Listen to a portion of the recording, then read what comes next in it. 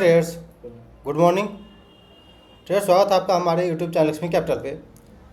Traders, आज Sunday है और जिस प्रकार हम हर एक वीकेंड को सेक्टर एनालिसिस करते हैं, स्टॉक एनालिसिस करते हैं, कौन सा सेक्टर आगे का प्लानिंग कर सकते हैं, कहाँ पे हमें स्ट्रेंथ दिख रही है, कहाँ पे बाइंग जनरेट हो रही है, कहाँ पे हमें अपॉर्चुनिटी दिख सकता है। तो ये ट्रेडर्स हम इस वीडियो में इसी के ऊपर बातें करेंगे और आपके सामने बिल्कुल हम सब चीज़ एनालाइज करेंगे, कहाँ पे हमारा अपॉर्चुनिटी दिख रहा है नेक्स्ट, जो कि हम पोजिशनल ट्रेड या फिर स्विंग ट्रेड बना सकते हैं। उससे एक इम्पॉर्टेंट बात ये भी है कि ट्रेड्स हम बहुत सारे लोग डिफेंस सेक्टर के बारे में बहुत कुछ बोल रहे हैं, बहुत कुछ पोस्ट आप सोशल मीडिया पे देख रहे हैं, तो उसके बारे में भी हम बातें करेंगे। बारी बारी से हर एक सेक्टर को हम एनालाइज करते हैं, देन उसके बाद जो स्ट्रॉन्ग होगा उसे हम नया दूसरे वॉच लिस्ट में ऐड करते चलेंगे। ये दूसरे वॉच लिस्ट है जिसमें हम ऐड करते चलेंगे।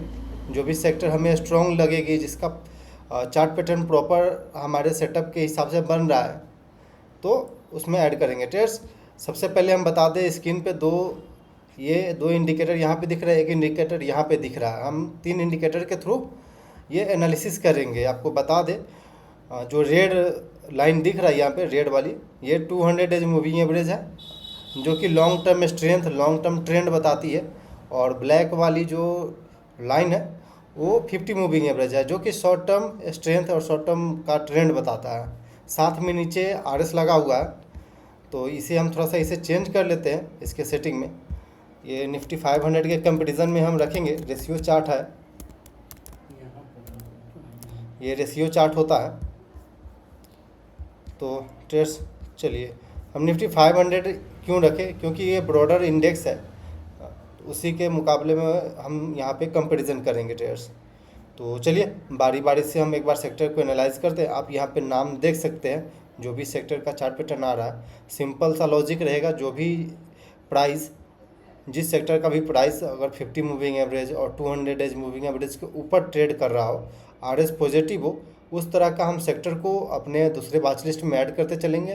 कहने का मतलब है, वो जो सेक्टर रहेगा जिसमें RS पॉजिटिव है, ओवरऑल मूविंग एवरेज के ऊपर प्राइस ट्रेड कर रहा है, यानी कि वो स्ट्रेंथ है, वहाँ पे बाइंग हो रही है, इंस्टीट्यूशनल बाइंग कर रहे हैं, बड़ा पैसा वहाँ पे जा रहा है, तो हमें उस तरह का सेक्टर को सिलेक्ट करना है। ट्रेड्स, इससे करने से एक चीज़ होता है कि हमें कहाँ एंट्री करना है, कहाँ एग्जिट करना है, हमें पता रहता है। क्योंकि कभी भी कोई भी बिजनेस में घुसने से पहले आपको एग्जिट और एंट्री पता होगा, तो आप सही जगह पे आप इंटर कर सकते हैं, सही समय पे आप एग्जिट कर सकते हैं, सही समय पे आप प्रॉफिट बुक कर सकते हैं। तो चलिए शुरू करते हैं। ये CNX मेटल है, जिसमें कि दिख रहा है RS निगेटिव है अभी। प्राइस 50 मूविंग एवरेज और 200 डेज मूविंग एवरेज के ऊपर आया है, बट RS निगेटिव है, तो इसे अभी हम सिलेक्ट नहीं करेंगे। ट्रेड्स, ये निफ्टी इंडिया डिफेंस का चार्ट दिख रहा है, डिफेंस सेक्टर का ये चार्ट है, जिसको कि हमने पहले भी बताया था कि ये बहुत ही ट्रेंडिंग चल रहा है अपसाइड की ओर।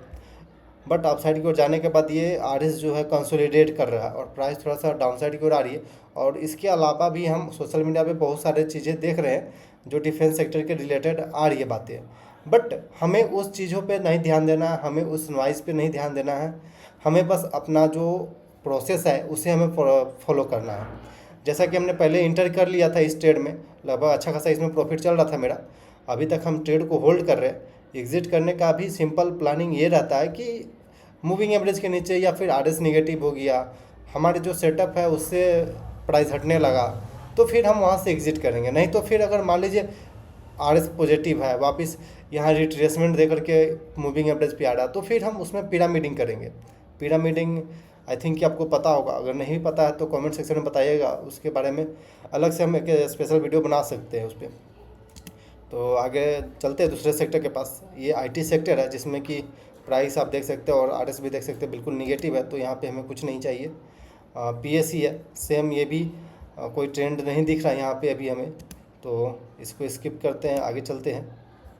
इसमें भी देखेंगे ट्रेडर्स, कमोडिटी सेक्टर में RS निगेटिव आ चुका है, ऑटो सेक्टर फ्लैट है, तो जहाँ ट्रेंडिंग दिखेगा बिल्कुल हमें वहाँ पे रुक जाना है। अभी भी ये पॉजिटिव होना शुरू हुआ है EV में, बट अभी स्ट्रेंथ नहीं दिख रहा है। ये निफ्टी टूरिज्म का चार्ट आप देख रहे हैं, पॉजिटिव हुआ था RS, बट यहाँ पे देखेंगे तो एक हमने ग्रीन में ड्रॉ कर रखा, जिसको VCP पैटर्न बोलते हैं हम लोग, वोलेटिलिटी कॉन्ट्रैक्शन पैटर्न। अगर इसका ब्रेकआउट आ जाता, सस्टेन कर जाती 9300 9400 के ऊपर एक स्ट्रॉन्ग कैंडल के साथ, तो इस सेक्टर में भी हमें कुछ अपॉर्चुनिटी मिलता। बट अभी हम यहाँ पे कुछ नहीं करेंगे क्योंकि RS नेगेटिव हो चुका है, प्राइस रीटेस्ट करने आया है अपने 50 मूविंग एवरेज को। तो थोड़ा सा हम वेट करते हैं ब्रेकआउट का। जब तक ब्रेकआउट नहीं आती तब तक ये क्लियर नहीं होता है कि बड़ा पैसा वहाँ पे जा रहा है। अगले सेक्टर का हम एनालाइज करते हैं। उसके अलावा फिर निफ्टी हेल्थ केयर का चार्ट देखेंगे तो ये भी अब निगेटिव धीरे धीरे होना शुरू हो चुका है। तो सिंपल इस तरह का सेक्टर पे हमें अभी अवॉइड करना है। अगर स्ट्रेंथ आएगी तो फिर हमें घुसना है, नहीं तो एक ही सेक्टर काफ़ी है। आप जितना भी पैसा आप रखे हुए हैं, जितना आपका कैपिटल है, उससे वहाँ पे बिल्ड करना काफ़ी अच्छा है एक जगह पे। तो ट्रेड्स यह भी CNX FMCG का चार्ट है जो कि सेम यह भी निगेटिव चल रहा है RS। तो हमें नहीं कुछ करना है। निफ्टी इंडिया डिजिटल ये भी कुछ नहीं करना है, कंजप्शन नहीं करना है कुछ। Okay, most of this sector अभी डाउन साइड का जो ट्रेंड है वो पकड़ रखा है। तो फिर अभी हम आगे स्किप करके चल रहे। पहले के वीडियो में भी हमने बताया था कि W पैटर्न के साथ निफ्टी 500 का चार्ट ये दिख रहा है, आप साइड को ब्रेकआउट दे रही है। तो फिर हम अपना बाइंग साइड प्लान किए कुछ सेक्टर और कुछ स्टॉक में। देन उसके बाद हम एनालाइज करना शुरू किए थे। उसके अलावा CNX फाइनेंस सेक्टर का ये चार्ट हम लोग देख रहे हैं जो कि अपने ऑल टाइम हाई के पास चल रहा है। RS ट्रेंड अब ट्रेंड में हुआ था बट वापस यहाँ पे कंसोलिडेट कर रहा है। देन RS बिल्कुल फ्लैट अभी हो चुका है। तो आई थिंक कि अगर हम लोग एक बार फिर से इसको ब्रेकआउट देते इस रेंज का, अगर एक ब्रेकआउट आ जाती है इस रेंज का, तो फिर एक नया रिस्क रिवार्ड बन सकता है। यहाँ पे एक नया अपॉर्चुनिटी यहाँ पे दिख सकता है। तो इस चीज़ पे हम ध्यान रखेंगे। काफ़ी देर से ये डाउन ट्रेंड में चल रहा था, देन उसके बाद ये अप ट्रेंड में आया। तो आई थिंक ये डाउन ट्रेंड में अभी नहीं आएगा ऐसा हमें लग रहा है। बट यहाँ पे अभी अपॉर्चुनिटी नहीं दिख रहा है क्योंकि RS बिल्कुल निगेटिव चल रहा है। अभी RS यहाँ पे रहेगा, प्राइस अप ट्रेंड में जाएगी, ब्रेकआउट आएगी, एक स्ट्रॉन्ग कैंडल के साथ ब्रेकआउट आएगी, तो फिर एक नया अपॉर्चुनिटी बनेगा। बट अभी हम इसमें रडार पे रखेंगे इस तरह का जो भी सेक्टर है। एक चीज़ और भी देखेंगे ट्रेडर्स की, इस सेक्टर का जो भी स्टॉक है सेम अगर चार्ट पैटर्न बन रहा है या फिर अपने ऑल टाइम हाई को ब्रेकआउट दे करके वापस रीटेस्ट कर रहा है, कंसोलिडेट कर रहा है, तो उस तरह का स्टॉक को अपने वॉच लिस्ट में ऐड कर लेंगे। देन वहाँ पे कोई हमें अपॉर्चुनिटी दिखेगा तो फिर हम बाइंग में इंटर करेंगे। नहीं तो फिर हम जब तक स्ट्रॉन्ग ब्रेकआउट नहीं आती तब तक हम वेट करेंगे, इंतज़ार करेंगे ब्रेकआउट का। सेम ये बैंक निफ्टी में बन रहा है, बैंक निफ्टी में भी ये सेम ऐसा बन रहा है।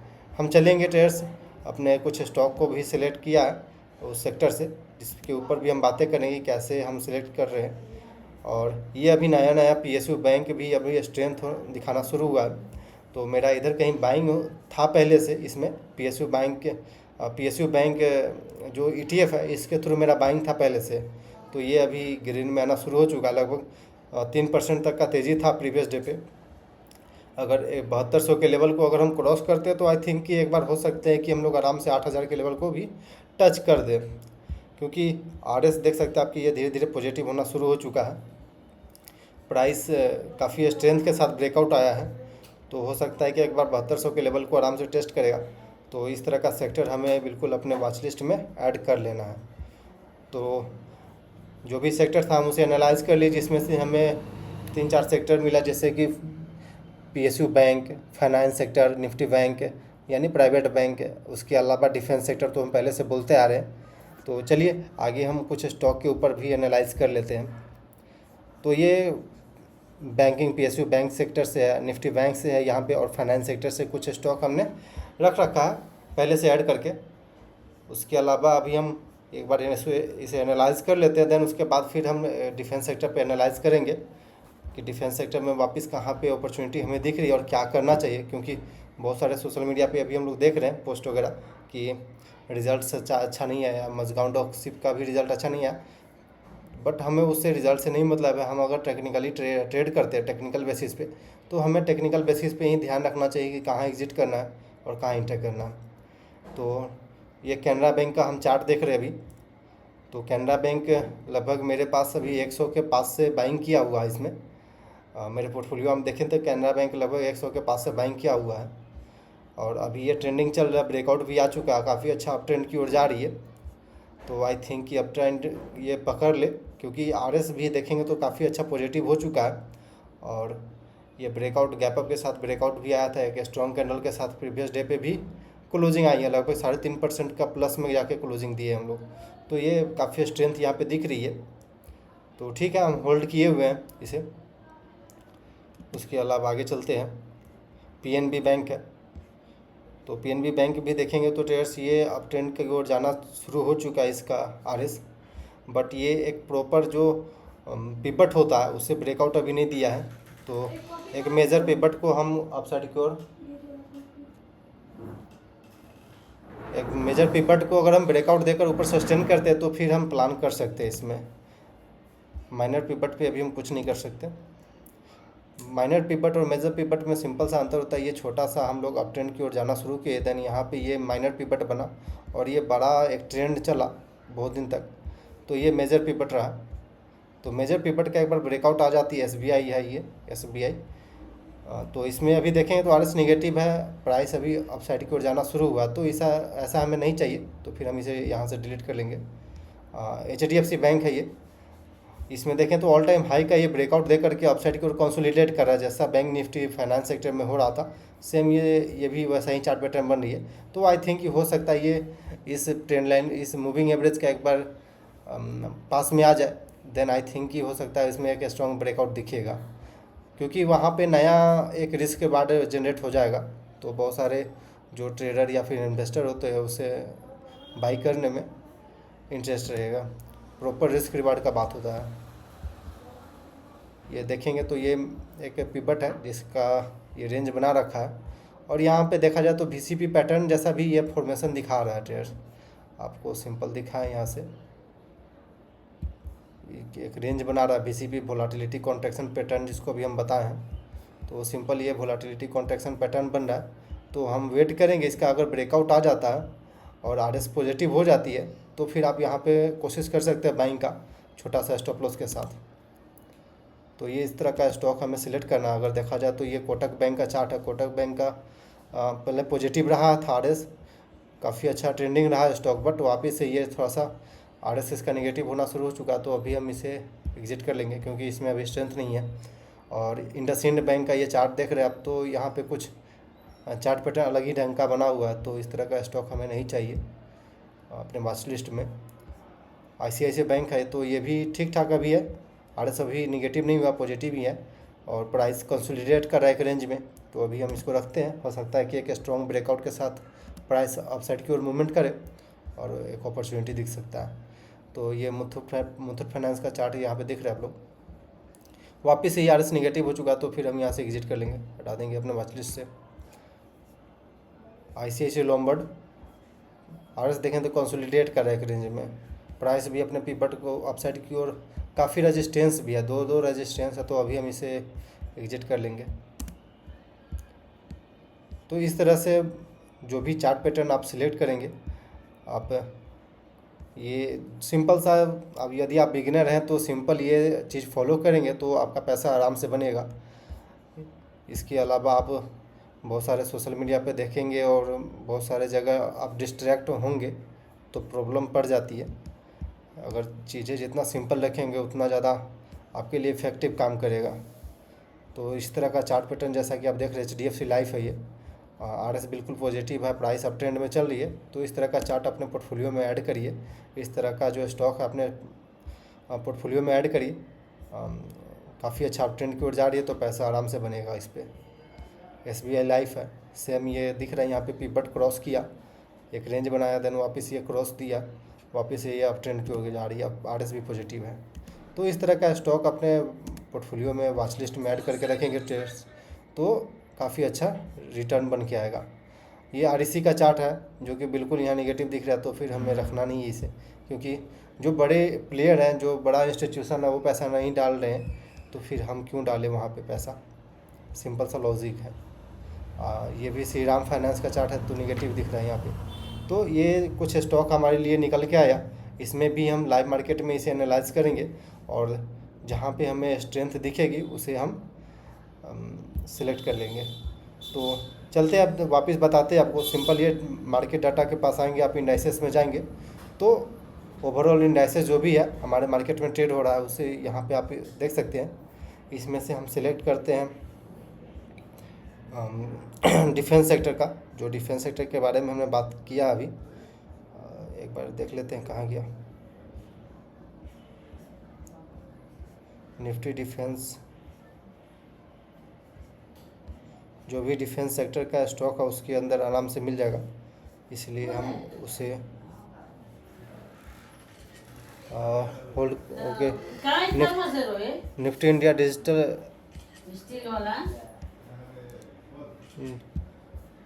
ओके, निफ्टी इंडिया डिफेंस यहाँ पे आप देख रहे हैं। इसको डाउनलोडिंग करते हैं, फिर डाउनलोडिंग एक्सेल में जाकर के एक फार्मूला बनेगा, फार्मूला लगाएंगे वापस से वहाँ पे। तो एक सेकेंड, यहाँ पे कुछ लिख देंगे यहाँ पे is equal to A3 and semicolon comma semicolon formula लगेगा। ओके यार गलत हो गया, A3 and semicolon comma semicolon enter करेंगे तो ये आ जाएगा। वापस यहाँ सिलेक्ट करके ओवरऑल नीचे तक लाएंगे तो ओवरऑल सब आ जाएगा। ये एक्सेल का फार्मूला है और कुछ नहीं, आप इसे एक बार याद कर लेंगे तो हो जाएगा। देन जो भी स्टॉक था उसे हम यहाँ पे पुट करेंगे और कॉपी पेस्ट करने का बस इंटर कर देंगे, कॉपी पेस्ट हो जाएगा। देन चलेंगे हर एक स्टॉक को हम एक बार एनालाइज कर लेते हैं कि क्या पैटर्न बन रही है। तो ये BDL का चार्ट है, भारत डायनेमिक का। तो ये बिल्कुल ट्रेंडिंग दिख रहा है, तो ट्रेंडिंग दिख रहा है तो हमें यहाँ पे इंटर नहीं करना अभी, क्योंकि पिछले वीडियो में भी हमने बताया था कि रिस्क रिवार्ड कैसे मेंटेन किया जाता है। तो हमें वेट करना है, एक बार प्रॉपर मूविंग एवरेज के पास आ जाती है, थोड़ा सा नीचे आता है RS, तो फिर आप वहाँ पे एक प्रॉपर रिस्क रिवार्ड मिलेगा तो आप वहाँ पे इंटर कर सकते हैं। तो यहाँ पे मेरे वॉच लिस्ट में रहेगा जेनटेक। ये चार्ट देख रहे हैं आप, काफ़ी अच्छा यहाँ से पिवट को बनाते हुए जा रही है अपसाइड की ओर। प्राइस भी यहाँ से बिल्कुल अप ट्रेंड में जा रही है। देन RS भी यहाँ से पॉजिटिव होना शुरू हो चुका है। प्राइस भी देखेंगे तो 200 डेज मूविंग एवरेज और 50 मूविंग एवरेज के ऊपर ट्रेड होना शुरू हो चुका है। तो ये एक स्ट्रॉन्ग चार्ट पैटर्न है। तो आप अपने वॉच लिस्ट में इस तरह का चार्ट पैटर्न ऐड करिए। ओके, ये चार्ट पैटर्न के बारे में बात करते हैं, साइंट है। तो यहाँ पे कुछ स्ट्रेंथ नहीं दिख रही है, कोई क्लियर हमें डायरेक्शन नहीं दिख रहा, तो फिर हम इसे एग्जिट कर लेंगे अपने वॉच लिस्ट से। BML का ये चार्ट है, आप देखेंगे सिंपल यहाँ पे पहले पिवट था जो कि एक मेजर पिवट है, अभी उसके पास हम लोग आ चुके हैं, RS पॉजिटिव हो चुका है। तो हम अपने वॉच लिस्ट में रखेंगे, अगर एक बार अपॉर्चुनिटी मिलेगी तो हम वहाँ पे ऐड करेंगे। ये भी काफ़ी अच्छा ट्रेंड में दिख रहा है।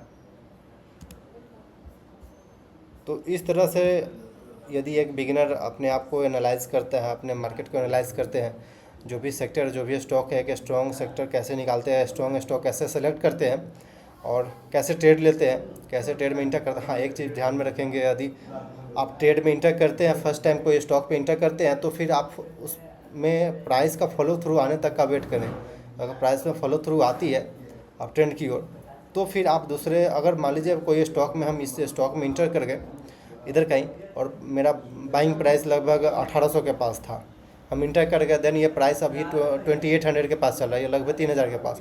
तो अब हमारा जो ट्रेलिंग स्टॉप लॉस था ऊपर आ चुका है, यानी कि अब मेरा इस ट्रेड में जीरो रिस्क है। अब अगर स्टॉप लॉस भी जाती है तो फिर मेरा ये कुछ नहीं जाने वाला है यहाँ पे।